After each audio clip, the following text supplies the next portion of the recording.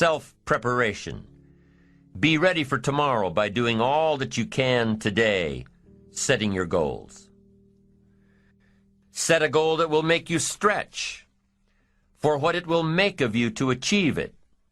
What a brand new reason for setting goals. What an all-encompassing challenge to have a better vision of the future, to see what it will make of you to achieve it. And here's why.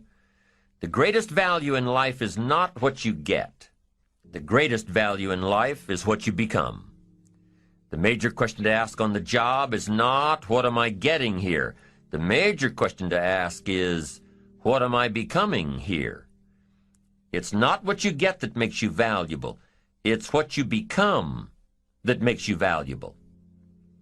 Set the kind of goals that will make something of you to achieve them.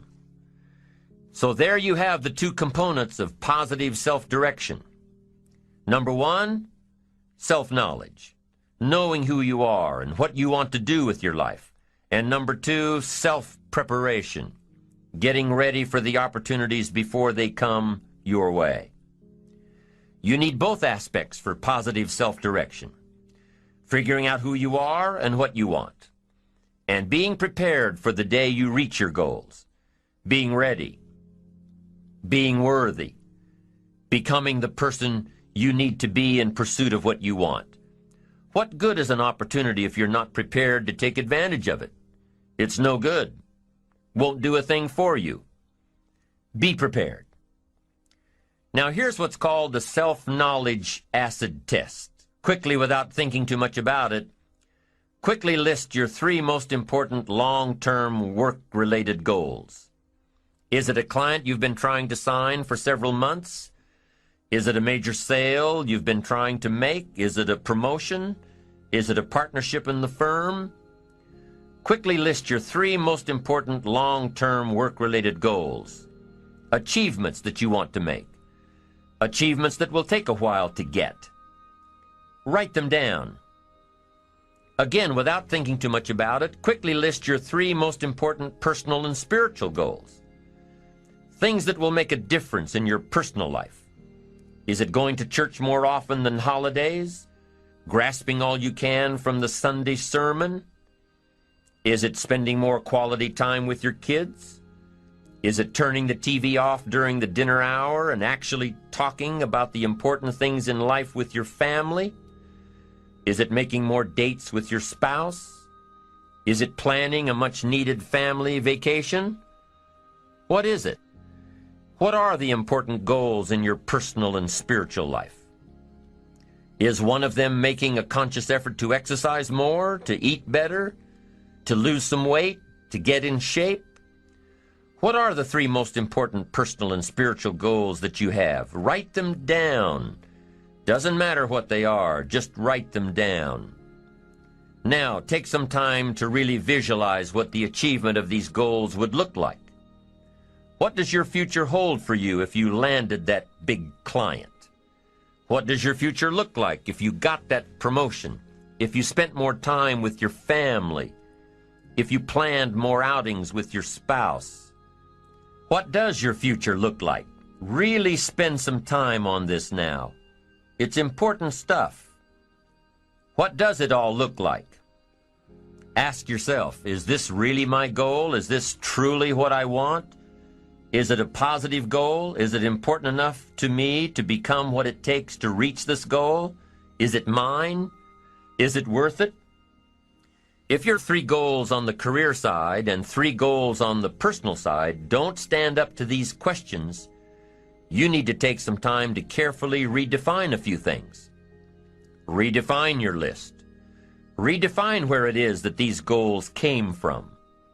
Redefine what actually is important to you. Redefine how hard you'll really work to get them. Now, there are two parts to this goal setting and redefining process. There's two parts. Number one, don't set your goals too low. An interesting thing that we teach in leadership, don't join an easy crowd. You won't grow. Go where the expectations are high. Go where the demands are high. Go where the pressure is on to perform, to grow, to change, to develop, to read, to study, to develop skills. Now here's the second part on setting goals. Number 1 is don't set your goals too low. Number 2 is don't compromise. Don't sell out. There were some things I went for back in those early years that I paid too big a price for. If I'd known back then how much it was going to cost me, I never would have gone for them. But I didn't know. Don't sell out. An ancient phrase says, count the cost. Count the cost if it won't make you happy to get it. The first benefit of self-preparation is that it moves you toward your goal. You've already got it in mind. You know where you want to go. You're getting ready for it. You're doing all the things you're supposed to do. And by getting ready to achieve your goals, you're moving closer to your goals. That's how it works. The second major benefit to self-preparation is that it refuels your ambition. Your activity refuels your ambition.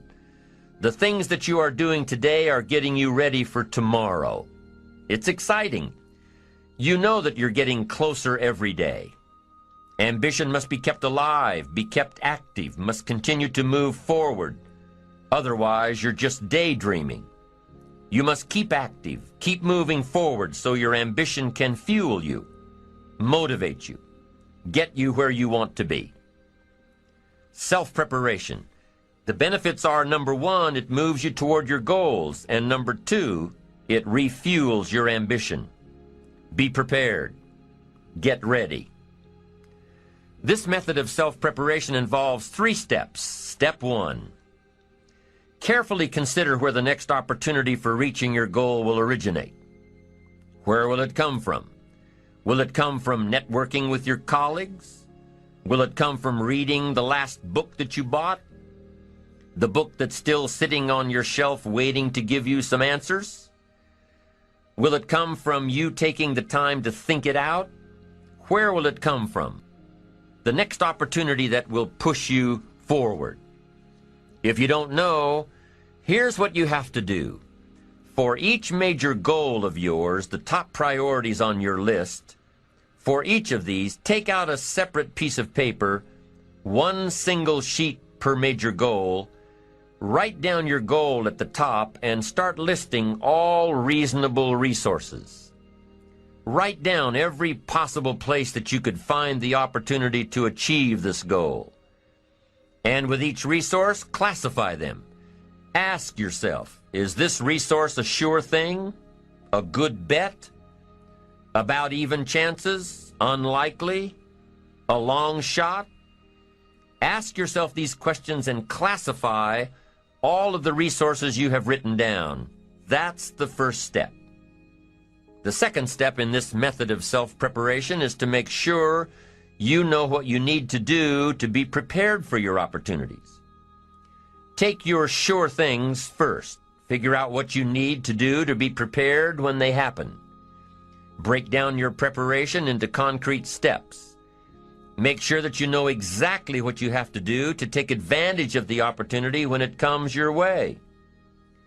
Let's say that one of the top priorities on your career list of goals is to get this new client. Let's take it one step further to say that on your resource list for this goal is to have a lunch meeting with a friend who just happens to be the mentor of the client you're going after. Is this friend of yours a sure bet on your resource list? Well, let's say he is. I mean, you know this guy is a tremendous consulting source for the client you want. The client you want really listens to the opinions and advice of your friend. So you're getting ready to have lunch with your friend. What do? You've got to make sure that you're up on all the knowledge and the industry data that will impress your friend. Make him realize that he knows someone who could benefit from your knowledge and your vitality and your spirit and your experience. Impress him. Impress him so much that he goes back to his friend, the client you're after, and tells this prospective client of yours that he needs to do business with you. Be prepared. Go through your entire list of goals and resources and classify them. Break each resource into concrete steps of preparation. Start by working on the sure bets first, and then move down the line. The long shots will come through every so often, but start with the resources that will serve you best now. Get ready for the opportunities before they come your way. Step 3 in the self-preparation method is to do all you can to make each opportunity more likely to happen. After you've determined what you have to do to get ready, to be prepared, after you've determined this, see what you can do to expedite the process. What can you do to increase the likelihood of this opportunity? Go over it and over it and over it. Use these 3 methods again and again as you assess where you are now and where you have to go next to keep moving toward the achievements that are most important to you. Step 1, consider your resources. Step 2, determine what you have to do to get ready. Step 3, expedite the opportunities. And by the way, this method of self-preparation works wherever you are in your journey, whether you're close to your goals or whether you're just starting your journey of self-direction. This method works. Have working knowledge to draw from. Continually work on yourself in preparation of where you want to be. Build a reservoir of thoughts and ideas and philosophies and experiences that are your own. Build, grow, change, get ready, be prepared. Be prepared for a life worth living. Now here are the 4 ifs that make life worthwhile. Number 1, life is worthwhile if you learn. Nothing worse than being stupid. Life is worthwhile if you learn. Learn from your personal experiences. Learn from other people's experiences. Second, life is worthwhile if you try. Now you've got to take what you've learned and see if you can try your hand at it. Someone says, well, you can't try, you have to do. No, you have to try. I put the bar up 2 feet and asked the kids who can jump 2 feet. I can, some say. I can't, some say. I don't know, some say. How are you going to know? You don't. You've just got to try. Just back off and run at it. How are you going to know if you don't try? Now, what if you knock the bar down? Does that mean you can't jump 2 feet? No. You have to what? Try it again. Of course, you have to try. Try it another way, but try. Try your hand at it. When the record book on you is finished, let it show your wins and your losses, but don't let the record book show that you didn't try. Next, life is worthwhile if you stay. You've got to learn to stay. Now, you don't have to stay forever. Just stay till you see it through. A guy builds a foundation, and then he wanders off somewhere and builds another foundation. He's got these foundations scattered all across the country. I mean, no walls, no roofs, just a bunch of foundations. Not a good reputation. Stay. You don't have to stay forever. Just stay to finish something. Don't fall into the trap of less than refined sophistication. Stay till it's over. The 4th if that makes life worthwhile, 1 is if you learn, 2 is if you try, 3 is if you stay, and 4th if that makes life worthwhile is if you care. Caring is a unique human experience that is so vital and so powerful and so all-encompassing and so far-reaching. If you care at all, you'll get some results. If you care enough, you can get magnificent results. To lead a life worth living, you've got to learn, you've got to try, you've got to stay, and you've got to care. Develop your positive self-direction. Do these things we've discussed. Remember the 4 ifs, and you're on your way to building a life worth living. The second principle of building ambition is self-reliance. Number 1 is self-direction. Number 2 is self-reliance. Taking responsibility for your own life. Taking responsibility for whatever happens to you. Knowing that you have consciously made the decisions that are now affecting you. knowing that what is happening now, today, is the direct result of your activity, what you did yesterday. Self-reliance is basically counting on yourself. Now, being self-reliant doesn't mean you can't work with others or trust others. Self-reliance means counting on yourself, trusting yourself, being confident with yourself, being responsible to yourself, trusting your own instincts, trusting the conclusions that you have developed from your study of experiences and philosophies, taking the credit that is due you, learning from the mistakes that you have made, being self-reliant. Gestalt psychologists give an example of being self-reliant. They say that you're responsible for getting caught in the rain. They say that by deciding not to carry an umbrella every day, you have made the decision to endure an occasional drenching. Translation: by not being prepared, you make the choice of getting caught in some of life's unpleasant circumstances. Be they rain, failures, economic losses, relationship losses, professional losses, personal losses. By not being prepared, thinking ahead, it's your choice. Now here's the other side of it. By being prepared, you increase your chances of success. You increase the likelihood. By being prepared, you increase your chances of success, of seizing opportunities when they come your way, of being ready within yourself to take advantage of once-in-a-lifetime situations. Some people tend to blame others for their mistakes, blame others for their failures.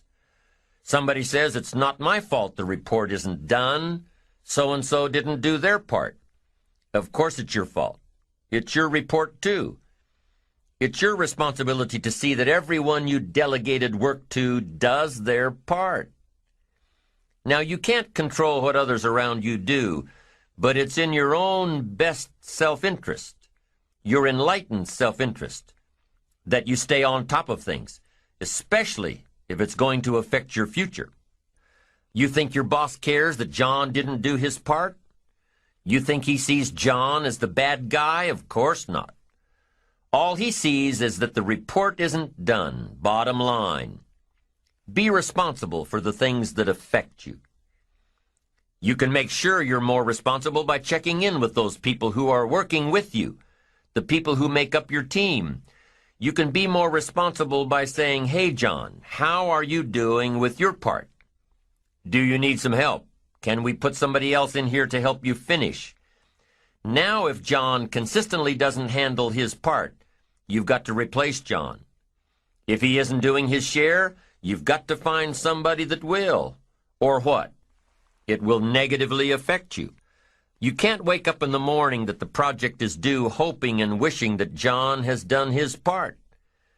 No, you've got to be responsible because it's going to affect your career too. Now, my approach to my better future very early on in my career was to just go through the day with my fingers crossed. And I used to say something like, I sure hope things will change for the better. Then here's what I found out. They're not going to change. Somebody says, well then, how will my life ever change? Answer, when you change. When you change, when you get better, it'll get better. If you change, it'll all change. Don't put it on someone else. Hope that someone else will change it for you. Take responsibility for yourself. Take personal responsibility. You can't change the circumstances or the seasons or the wind, but you can change your reading habits. You can change whether or not you go for the skills, burn the midnight oil, turn yourself around, multiply your value by 2, 3, 5, 10. That you've got charge of. That you have control of. You don't have control of the constellations, but you've got control over whether or not you go to night school, take adult classes, learn some new skills. You have control over that. And if you don't, that's your fault.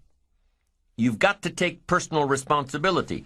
You've got to be self-reliant. You. Nobody else can change your life. alter your ambitions, pave a golden road for you. But you can. It's up to you. Be responsible for yourself. Learn to reap the harvest without complaint. This is a sign of growing maturity. And here's where it comes from: taking full responsibility. Take full responsibility for everything you do. Be responsible to yourself. It's your crop. Whatever your paycheck is, take full responsibility. You say, well, it's my employer. No, it's not your employer. You can become twice as valuable, 3 times as valuable.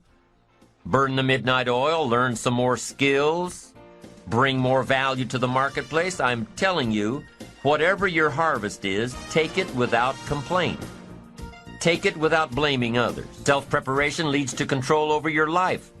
We discussed this in the last session.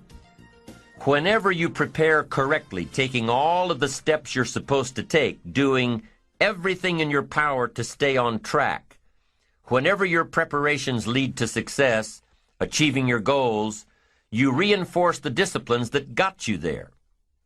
Success leads to reinforcement of the proper disciplines. If what you're doing is working, keep doing it. If what you're doing isn't working, change it. When you are doing all that you can possibly do and are successful at reaching your expectations, keep doing it. Success is a reinforcement. Psychologists call this positive reinforcement. We all know about positive reinforcement. That's how we train our dogs. That's how we teach our kids. That's how the trainers at SeaWorld can get a killer whale to do tricks and follow commands and work side by side with humans, by positive reinforcement.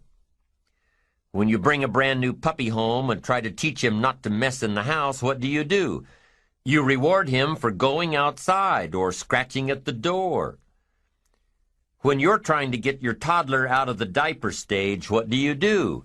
You reward her with special presents, make her feel special for learning something new. When you're trying to get your older kids to crack the books and study, what do? You reward them when they get good grades. You teach them that the skills they are developing now will have great positive effects on their lives later. But you reward them now. This is positive reinforcement. Learning that there are rewards for doing something good, something worthwhile, something of value. The greater the value, the greater the reward. The better you do, the better your reward. The greater the value, the greater the reward. A bigger paycheck, a better house, financial freedom. It's all a reward system. Now, there are 2 major benefits of positive reinforcement. Number 1, positive reinforcement builds good habits. If what you are doing, the habits you've gotten into, are building your ambition and increasing your success, keep doing them. Your success is reaffirming that these habits are good. Your success tells you that you need to keep doing what you are doing. By reviewing these habits that bring on success, you reinforce them, give them sticking power. Now here's the other side.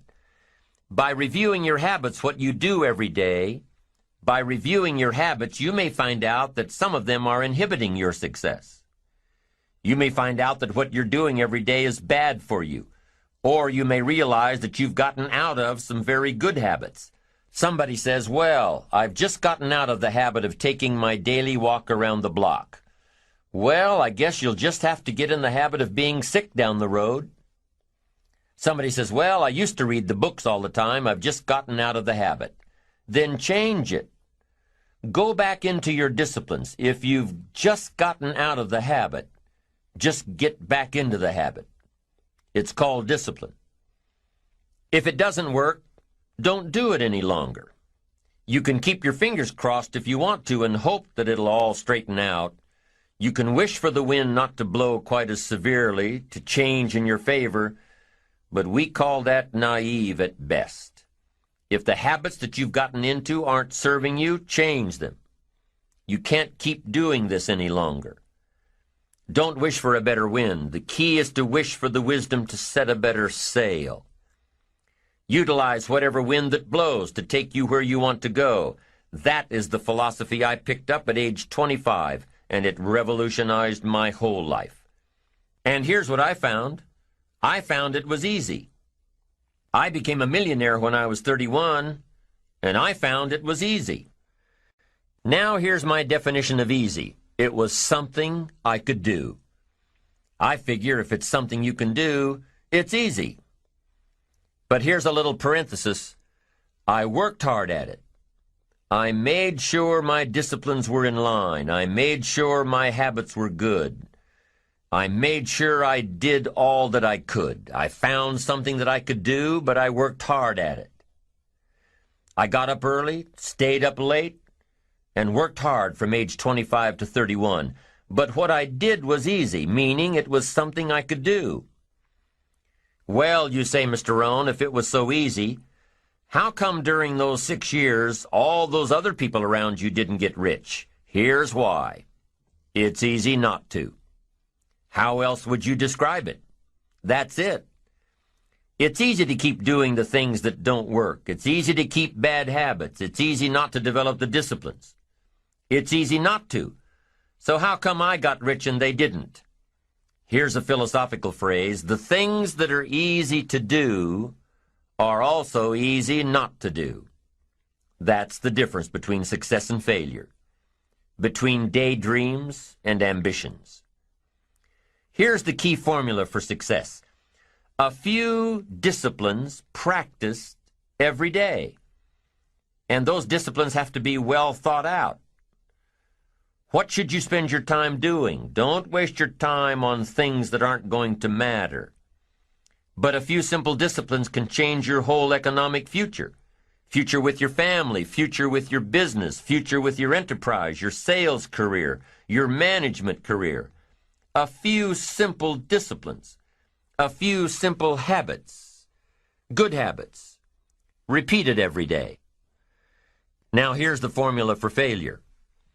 Errors in judgment, repeated every day.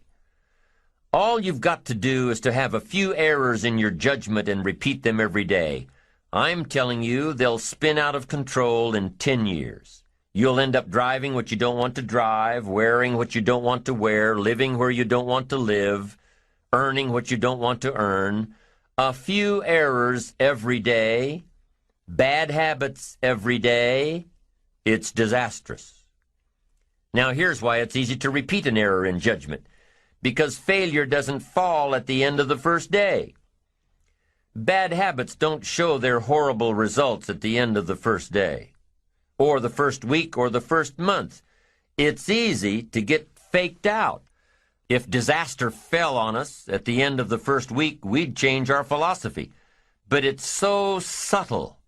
Errors in judgment, bad habits. They're so subtle. They get you a little off course, a little off course, a little off course. You keep drifting off course, and all of a sudden you're caught. So you've got the choice right now of one of two easies, easy to do or easy not to do. I can give you in one sentence how I got rich by the time I was 31. I did not neglect to do the easy things I could do for 6 years. I did not neglect. That's the key. I found something easy I could do that led to fortune, and I did not neglect to do it. The major reason for not having more of what you want in America, more health, more money, more power, more influence, more everything, the major reason is simple neglect. Neglect. And if you don't take care of neglect, it becomes an infection, and then it becomes a disease. So if you're in the habit of not doing it, doing all it takes to get ahead, get in the habit of doing it. Doing all it takes. That's the first benefit of positive reinforcement, building good habits. Now, the second benefit of positive reinforcement is that it creates the energy to fuel additional achievement. It gives you the drive to do more, to not only keep on doing what's right, but to do more of what's right. The disciplines that will help you grow and get ahead of it all. The knowledge that what you're doing is paying off creates more energy to keep going. How easy is it to get up in the morning when you know you're not doing all that it takes? It's not very easy at all. You can just lay there awake thinking, oh, what's a few more minutes in bed? It won't matter much anyway. Wrong. It does matter. It will matter. Now, how easy is it to get up in the morning when you're pouring it on, doing the best you can, anxious to get going, make progress toward your dreams? It's a whole different story. When you're resting to renew your reserves, it's much different than resting to avoid your day.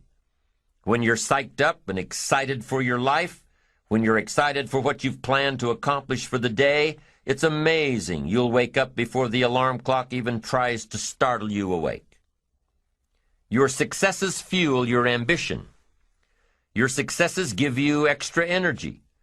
Your successes pave the way for more successes. It's the snowball effect.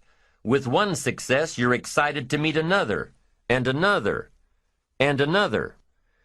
And pretty soon, the disciplines that were so difficult in the beginning, the disciplines that got you going, are now part of your philosophy.